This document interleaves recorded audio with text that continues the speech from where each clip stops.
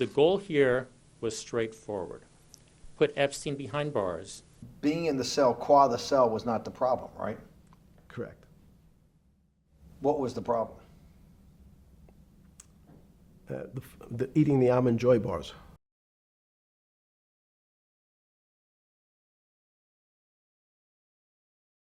"20 years ago, in 2007, the U.S. Department of Justice and the FBI drew up a 56-page indictment that included 32 counts of federal crimes against Jeffrey Epstein and his co-conspirators, and 1 year later dropped the case."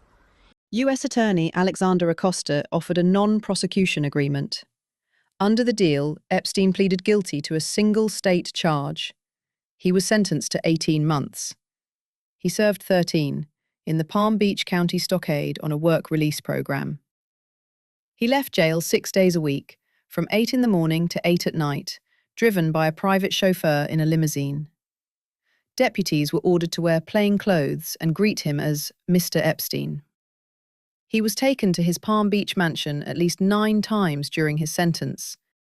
Epstein kept a black book, a contact directory containing over 1,500 names, including victims, witnesses, and some of the most powerful people in the world.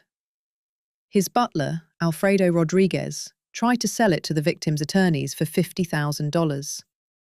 He was sentenced to 18 months in federal prison for obstruction of justice. The same sentence Epstein received for the crimes the book documented. I'm in a privileged position to have some of the world's smartest people come to my house and tell me what they think about different subjects. You will see a lot of important people here, but let me just show you the... National security reporter described Epstein as having an extensive relationship with Israeli intelligence, US intelligence, and the intelligence agencies of other countries. He was a deal maker and a fixer at a very, very elite level. The millions of documents released by the Department of Justice show that Epstein brokered security agreements between Israel and multiple countries. He arranged a diplomatic backchannel between Israel and Russia during the Syrian civil war. He connected former heads of state with Silicon Valley executives, intelligence officers, and Swiss bankers. He did this from his dining room, the same rooms where girls as young as 14 had been recruited for so-called massages. In September 2013, Boris Nikolic, Bill Gates's personal science advisor, wrote to Ehud Barak, the former Prime Minister of Israel, making plans to meet during Clinton Global Initiative Week in New York.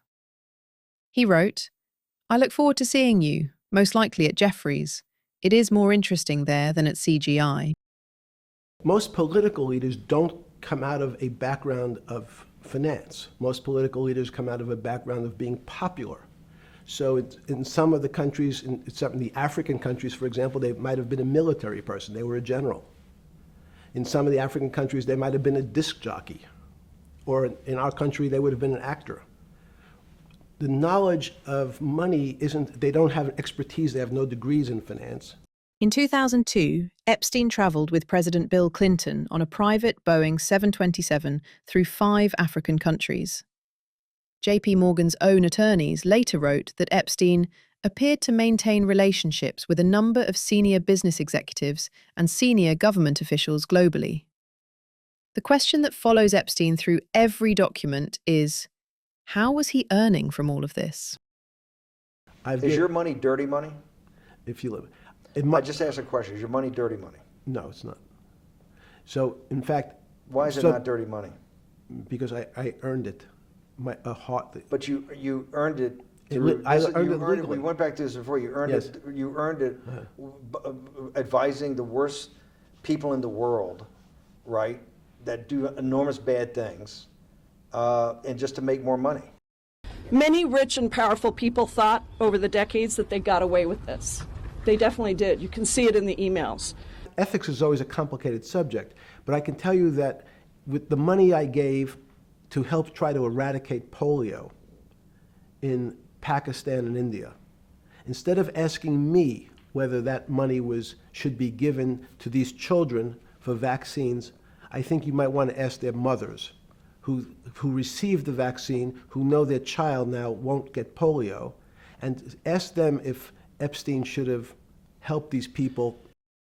Epstein inserted himself between the Gates Foundation and Pakistan's polio program.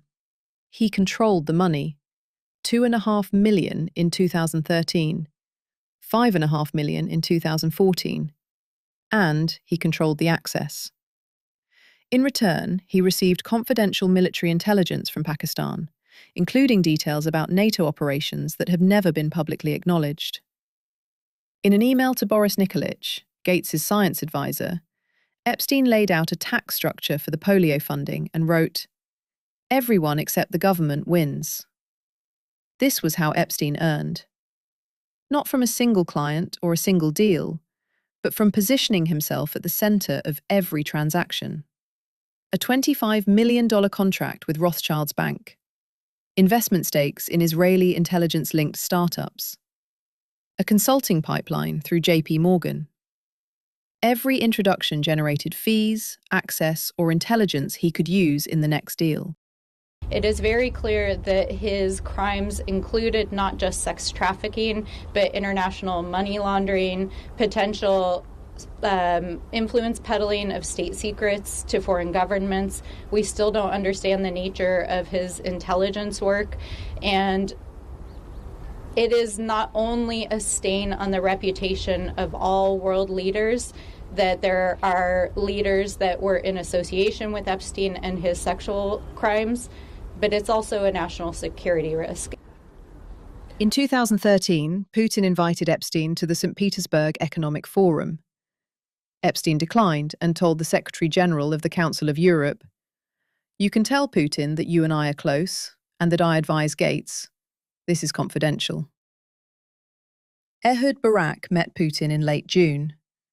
The meeting was not on any official calendar. Afterward, Barak wrote to Putin's aide, "The messages were conveyed to the top players." Hello, my name is Liz Stein. I met Ghislaine Maxwell and Jeffrey Epstein in 1994 when I was a senior in college. For us, this is not about politics. This is about people in power and vulnerable girls and young women. In violation of the law, your department has shown a pattern of redacting the names of powerful predators. Here behind me is one example of an email from Epstein to a man whose name was redacted. The email reads, quote, "Where are you? Are you okay? I loved the torture video." Only after members of Congress demanded that we see the unredacted files did the world learn the name of this individual, Sultan Ahmed bin Sulayem, the chairman and CEO of a company that had financial ties to President Trump's business and personal ties to Trump's advisor, Steve Bannon. Second, the survivors were not similarly protected, also in violation of the law. Here is another email titled Epstein Victim List. We have blurred the names of the survivors for their protection, but your Department of Justice initially released this list of 32 survivors' names with only one name redacted, along with numerous files that disclose not only the names, the emails, and the addresses of survivors, but also nude photographs and even the identities of Jane Does who had been protected for decades until your department released their names. Abusers' names and contact information is redacted while our faces and stories are left on full display. This is not protection. This is betrayal. It hands power back to the abuser and further strips survivors of our dignity. I want you to think of that same 14 to 18-year-old. I want you to imagine that they've since grown up, and one day you find their name and all of their identifying information in the Epstein files, alongside intimate, horrific details about their lives, sexual abuse, and trafficking.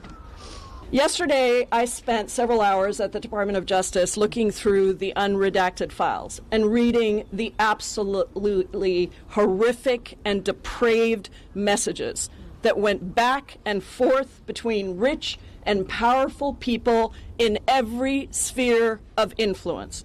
These people are at the top of governments, academic institutions, billionaires at giant corporations, cabinet secretaries, and the callous depravity of their messages showed that they absolutely believed that they were above the law, above morals, absolutely immune to any societal norms.